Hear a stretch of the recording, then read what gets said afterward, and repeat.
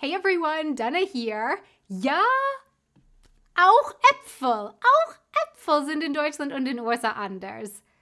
Tja, wer hätte gedacht? Okay, naja, wenn etwas so banal wie Fenster in den zwei Ländern anders sein kann, dann kann es nicht so überraschend sein, dass Äpfel auch anders sind, oder? Aber trotzdem, ich glaube, einige Unterschiede, die ich mit euch in diesem Video teile, werden euch vielleicht doch ein bisschen überraschen. Es gibt übrigens auch eine englische Version dieses Videos. Link to the English version of the video down in the description box below. Der erste Apfelunterschied, der ich mit euch hier teile, wird euch jedoch vermutlich nicht überraschen. Was haben Autos, Shampooflaschen, Limos in Fast-Food-Ketten und Äpfeln in Deutschland gemeinsam? Sie sind alle kleiner als ihre Pendants in den USA. Okay, klar, jeder Apfel ist anders und wie groß oder wie klein ein Apfel ist, kann unterschiedlich sein, je nachdem zum Beispiel in welches Geschäft man geht oder auch vielleicht zu welchem Zeitpunkt im Jahr. Aber von meinen Erfahrungen in Deutschland und in den USA, die durchschnittliche Größe der Äpfel, die ich in den USA gegessen und gesehen habe, war im Allgemeinen größer als die durchschnittliche Äpfel, die ich hier in Deutschland esse und sehe. Zum Beispiel, ich kann mich sehr gut daran erinnern, dass die Äpfel, die ich in den USA gegessen habe, oft zu viel Apfel für eine Portion Apfel für mich waren. Ich habe dann oft den Apfel mit meinen Eltern geteilt. Und das auch als Erwachsene.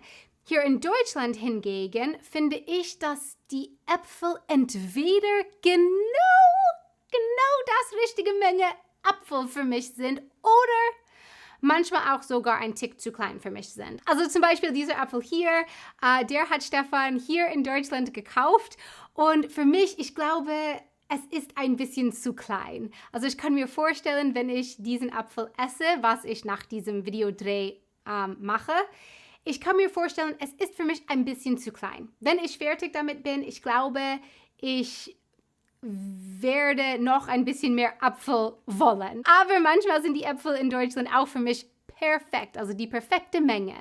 Aber fast nie sind sie zu groß, was, wie gesagt, in den USA oft der Fall war. Der zweite Unterschied für dieses Video hat etwas mit der Farbe zu tun. Und Achtung, Achtung, ich habe gerade zwei neue, so schöne deutsche Wörter gelernt.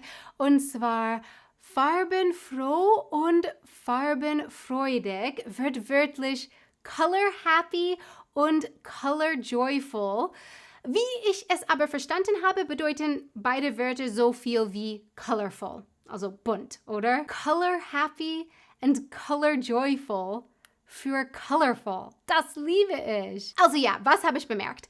Ich esse oft Granny Smith Äpfel und ja, in Deutschland und in den USA sind diese grünen Äpfel zwar ziemlich grün, aber die in den Supermärkten in den USA sehen für mich tatsächlich ein Tick grüner aus als die in Deutschland. Die Granny Smiths in den USA schmecken meiner Meinung und meiner Erinnerung nach auch ein Tick saurer als die in Deutschland.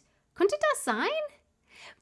Ja, das könnte auch vielleicht einfach nur meine Erinnerung sein. Also ich möchte gerne von euch hören. Sagt mir bitte in den Kommentaren, habt ihr jemals bemerkt, dass die gleiche Apfelsorte anders aussehen und vielleicht sogar anders schmecken in verschiedenen Ländern? Und guck mal, nach nur ein paar Minuten sind wir schon beim Apfelunterschied Nummer 3. Wie sich der Apfel anfühlt, also in meinen Händen. Ja, richtig, das ist auch anders. Als ich in den USA gewohnt habe, hatten wir bei mir zu Hause viele Jahre ein spezielles Obst- und Gemüsespray, um unsere Obst und Gemüse zu reinigen, bevor wir sie gegessen haben.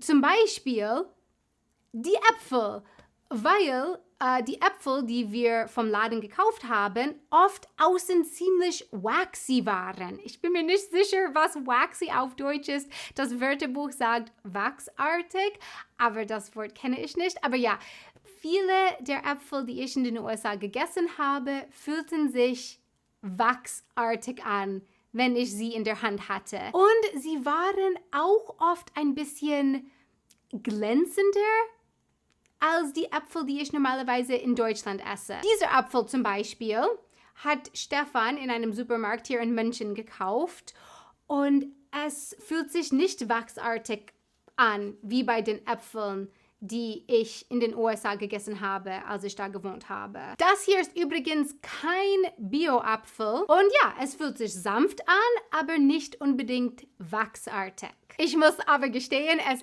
ist eine Weile her, seit ich in den USA einen Apfel gegessen habe. Also sagt mir bitte in den Kommentaren, soweit die Wachsartigkeit geht, ist das ein Wort, wie sind die Äpfel in den USA heutzutage? Und Leute in Deutschland, sind Äpfel in Deutschland auch manchmal so wachsartig? Sag mir in den Kommentaren. Dankeschön. Der nächste Unterschied hat nicht wirklich was mit den Äpfeln selber zu tun, sondern wie sie oft im Laden zu finden sind. Hier in Deutschland, in den Supermärkten, wo ich eingekauft habe, finde ich normalerweise die Äpfel in oder auf einem Regal, das ein bisschen so gekippt ist. Und so kann man ziemlich gut die Äpfel sehen und auswählen. Ich erkläre nichts Neues hier.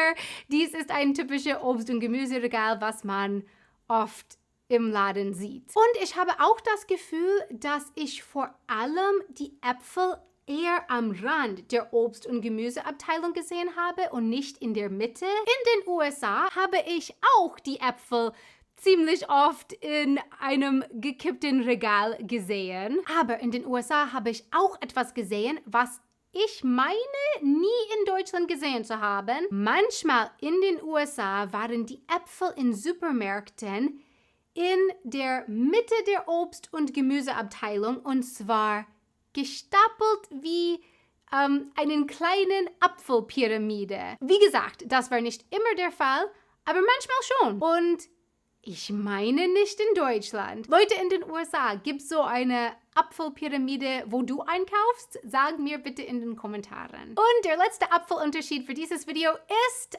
Apfelredewendungen. Auf Englisch vergleicht man Äpfel mit Orangen, wohingegen man vergleicht in Deutschland Äpfel mit Birnen.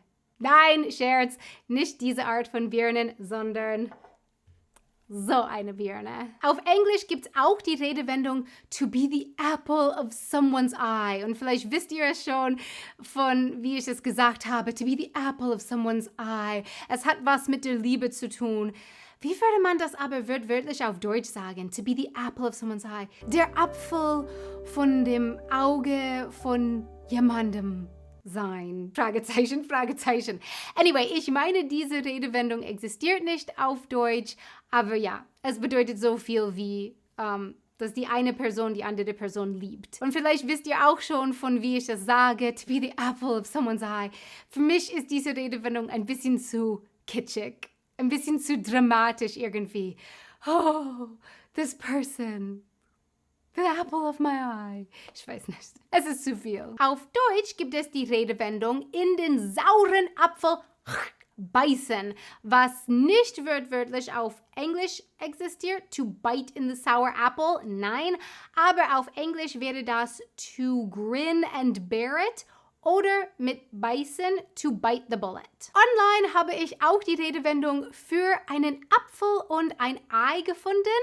Und ich habe gelernt, es bedeutet so viel wie etwas für nicht viel Geld kaufen, oder? Sagt mir bitte in den Kommentaren, ob ihr diese Redewendung auch kennt. Auf Englisch sagen wir das nicht mit Äpfeln und Eiern, sondern mit Erdnüssen. For peanuts. I bought it for peanuts. Also, ich habe es für nicht viel Geld gekauft. So, my question for you is, welche Apfelunterschiede sind euch aufgefallen und welche andere Apfelredewendung kennt ihr? Please let me know in the comments below. Vielen lieben Dank fürs Zuschauen. Ich habe auch eine englische Version dieses Videos gemacht. Link to the English version of the video down in the description box below. Ihr könnt mir auch auf Instagram folgen, @wantedadventure.